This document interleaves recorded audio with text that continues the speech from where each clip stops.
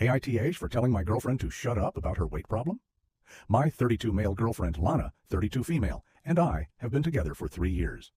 Ever since we met, she has been overweight, and over the course of our relationship has gained even more weight. Her weight has never bothered me, though. She was beautiful when I first met her, and she still is beautiful today. About 6 months ago, though, Lana went for a checkup with her doctor, who expressed concern about her weight. He said that she should ideally be looking to lose around 40 pounds to get back to a healthy weight. At first, I offered Lana to help with this weight loss, as I had lost about 70 pounds a number of years back before meeting her, and knew what sort of diet and exercise worked for me. She initially declined, saying she wanted to try herself, but after a month of trying, she wasn't able to lose any weight, so she then asked if I could help her. So I found my old fitness tracker watch, so she could track exercise. I also sent her my old spreadsheet that I used to track meals, so she could get an idea of her calorie intake. We started walking together each day, preparing healthy meals together, and I felt it brought us closer together. After 2 months of this, she had lost 15 pounds, and I was really proud of her. After this, though, she started to get back into old habits. She started declining when I asked if she wanted to go for a walk. I noticed she stopped using the watch and was no longer entering her meals into the spreadsheet in the evenings. Even though we still prepped meals together, she started snacking a lot between meals, saying that she felt hungry. I asked a few times how things were going, and she said that she didn't want to use the spreadsheet anymore because she knew what she was doing, and it was my way of controlling what she ate. I took a bit of offense to this, as I had given her the spreadsheet on her own laptop so she could help herself, and it had been working. Also, I don't have access to her laptop, and I never asked to see it, nor did I ever put her down for what she ate.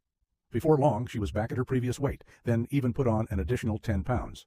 She started to complain about it constantly, and shut down any effort I made to help her, again, because I was trying to control her.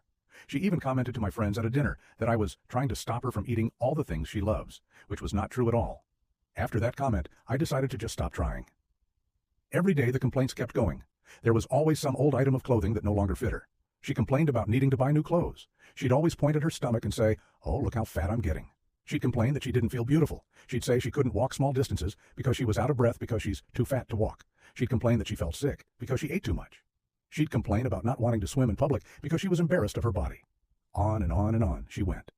Yesterday we were getting dressed to go to my parents' house for dinner. She pulled out a shirt I bought her a few months prior and said, "Oh, I bet this won't fit me." She then tried it on and said, "Yeah, see, I'm too fat for this now. Look how big my stomach is. People will judge me, blah, blah, blah." I just lost it and said to her, "Will you shut up about your fucking stomach? I don't want to hear another word about how fat you are until you actually try to do something about it." She burst into tears. Not saying anything to me, she grabbed another shirt, then ran out of the house and drove off in my car. I didn't know where she went or when she'd be back, but I didn't care. I was sick of hearing about it. Since we only have the one car, I called my parents to let them know we wouldn't make it to dinner. I just stayed home and ordered a pizza. About an hour later, I got a call from my mom saying that Lana had showed up in tears and told her about what I said. My mom said I knew she was sensitive about her weight and demanded that I apologize to her. I firmly said that I wouldn't be apologizing, but if she wants to talk, she can come home and talk.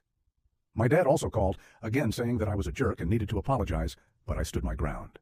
As far as I know, Lana stayed at my parents' last night. She hasn't contacted me, I haven't attempted to contact her, and don't intend to until she comes back home. Even now, a day later, I don't regret what I said, and don't think I was in the wrong. Though my parents taking her side is making me second-guess a little. Am I the asshole? Update. Turns out she told my parents that I said to her she was too fat, and that she's been trying really hard, but I'm not doing anything to help her at all. If she is currently trying, that's news to me. And sure, I'm not helping her at the moment, but that's because when I do try, I'm controlling and she shuts me down.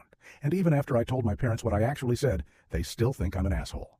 After reading all the comments, thanks for all the advice, I decided that I wouldn't be apologizing for what I said, but I was willing to discuss the issue with her instead of immediately breaking up like some suggested, even though I know she really crossed a line by lying to my parents.